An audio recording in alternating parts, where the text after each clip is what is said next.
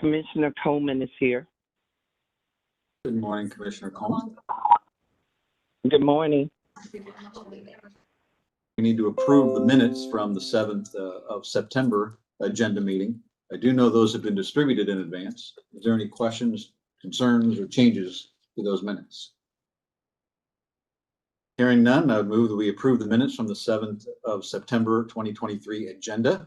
All those in favor, please say aye. Aye. Aye. Aye. That is approved by a vote of 5-0. Heading right on into tariffs and new orders today.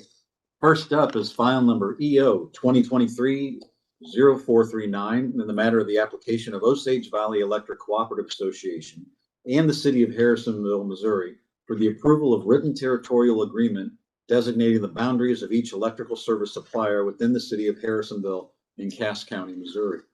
So back on June 27th, the applicants filed a joint application for the approval of their territorial agreement.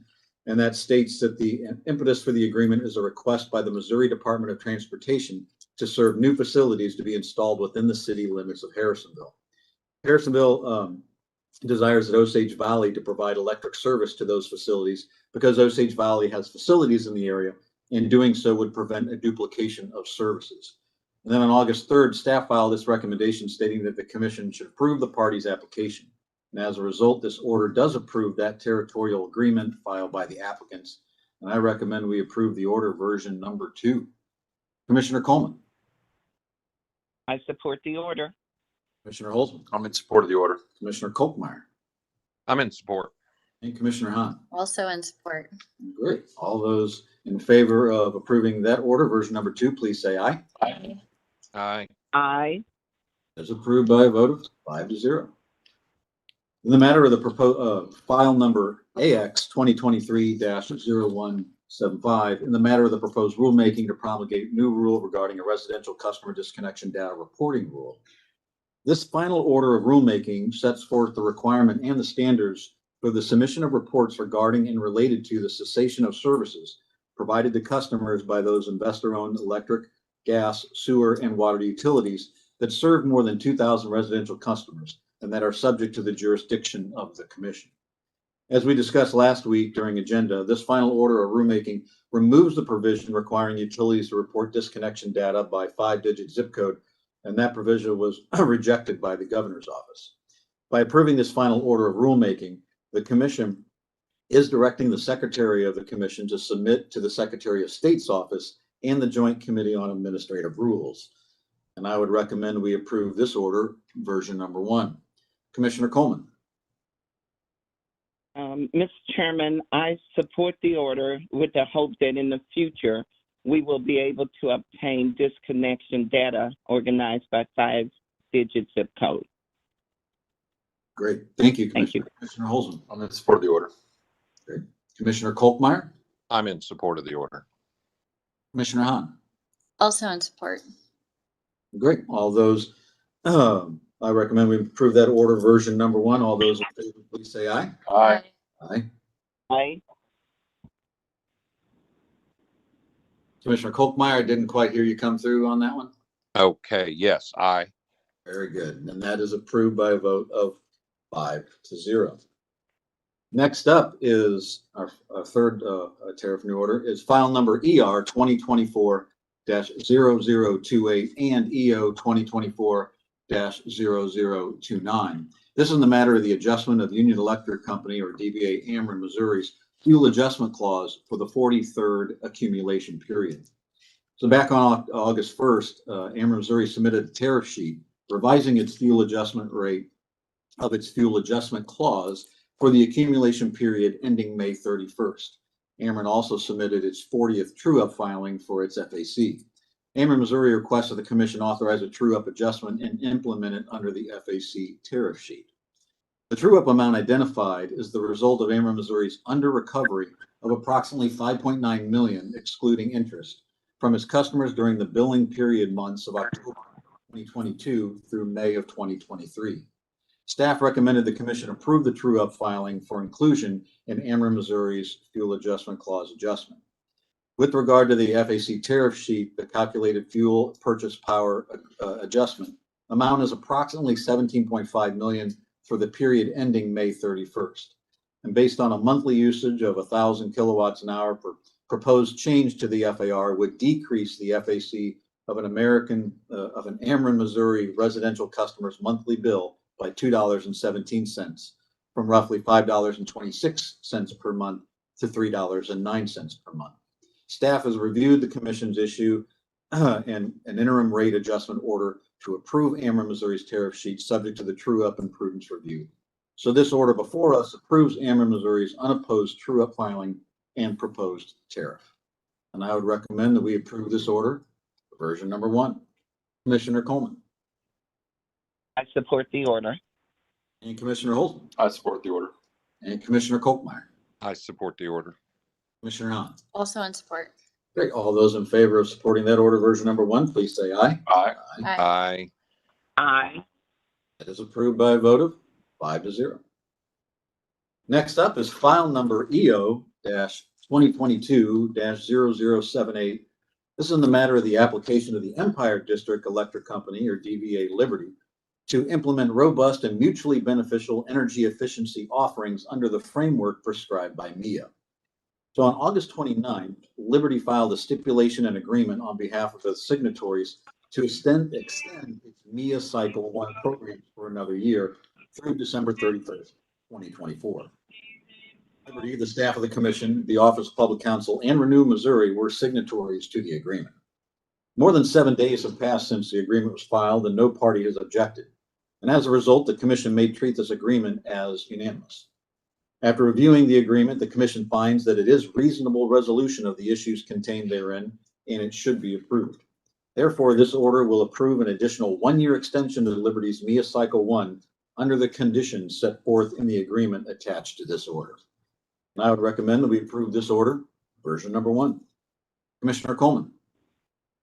I support the order. Commissioner Holden. I'm in support of the order. Commissioner Kolkmeyer. I'm in support. And Commissioner Hahn. Also in support. Great. All those in favor of approving that order, version number 1, please say aye. Aye. Aye. Aye. That is approved by a vote of 5-0. Fifth tariff new order today is in EO 2023-0087. This is in the matter of the 10th prudent review of costs subject to the commission approval fuel adjustment clause of the Empire District Electric Company, DBA Liberty. This case was opened on September 1st to consider the 10th fuel adjustment clause, or the FAC, prudence review of Liberty. On February 28th, the staff of the commission filed its report regarding its review, in which it found no incidents or evidence of imprudence by Liberty for the period of March 1st, 2021 through August 31st of 2022. No requests for hearing were filed within the 10 days set out in the commission's rule. On July 10th, OPC filed a reply requesting that the commission direct staff to update its prudence review report, or in the alternative, hold an evidentiary hearing to address the issues raised in its reply.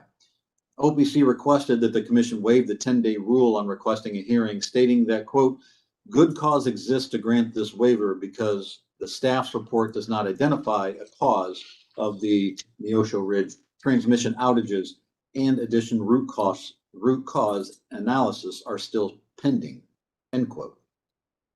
The commission is satisfied that staff reviewed the Neosho Ridge outage and found nothing on which to base an allegation of imprudence.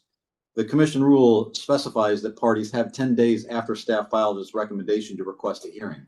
OPC's request was not timely. This order therefore approves staff's report regarding the prudence review of the cost related to the fuel adjustment clause for the electric operations of Liberty and denies OPC's request that the commission waive the provision allowing parties 10 days after staff files its recommendation to request a hearing. And I would recommend we approve this order, version number 1. Commissioner Coleman. I support the order. And Commissioner Holzman. I support the order. Commissioner Kolkmeyer. I'm in support. Commissioner Hahn. Also in support. Great. All those in favor of approving that order, version number 1, please say aye. Aye. Aye. Aye. That is approved by a vote of 5-0. Moving on to our other discussion, we have our 2024 Gas Pipeline Safety Program Base Grant Application and Certification. All right. Does anybody want to come up and fill us in and tell us everything, or do you want me to run through it? Your preference. Oh, come on, let's hear from you. You came all this way. Okay. So as you know, we operate the pipeline safety program under a grant and certification from PHMSA, and that's renewed annually. Part of the agreement requires that we participate in a system of federal monitoring where PHMSA will come to our office and review our records and then go out in the field with our inspectors. So that's the reason we ask for approval annually. Great. Does any commissioners have any questions on? It's pretty straightforward, so I would recommend that we go ahead and approve the submission of the 2024 Gas Pipeline Safety Program based grant application and certification to the Federal Pipeline and Hazardous Materials Safety Administration.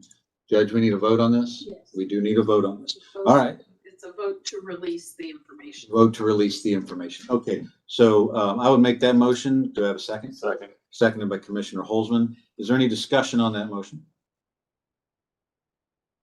Hearing none, all those in favor of that motion, please say aye. Aye. Aye. Aye. All opposed? That is passed 5-0. We appreciate that. Thank you for keeping people safe. We appreciate that. All right, let's hop right into scheduling. Tuesday, September 19th, we have an evidentiary hearing in ET.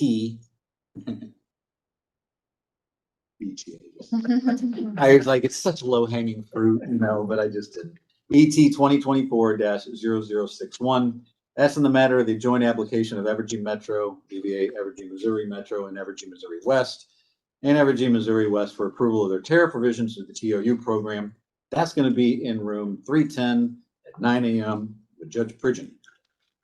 Thursday, September 21st, we have agenda at 10:15 a.m. Wednesday, September 27th, we have agenda at 10:15 a.m. Wednesday, October 4th, we have agenda at 10:15 a.m. Friday, October 6th, we have an evidentiary hearing in file EC 2023-0395. Brett Felber, complainant, versus Union Electric Company, DBA Ameren, Missouri, respondent. That will be a WebEx only hearing at 9 a.m. with Judge Clark. Then on Thursday, October 12th, we have agenda at 10:15 a.m. We also have an evidentiary hearing that day in WO 2024-0036, petition for an interim receiver and for the order directing the general counsel to petition the circuit court for the appointment of a receiver for Misty Waterworks. Just remember, you get $200 after you pass go on your way to that hearing. That'll be in room 310 at 9 a.m. with Judge Clark. Is there any other business coming before the body? Well, I appreciate everybody's time and attention today. And that is all we have. And this will conclude today's agenda meeting for the Public Service Commission. We are adjourned. Thank you, everyone. Thank you, Mr. Chairman. Thank you, Mr. Chairman.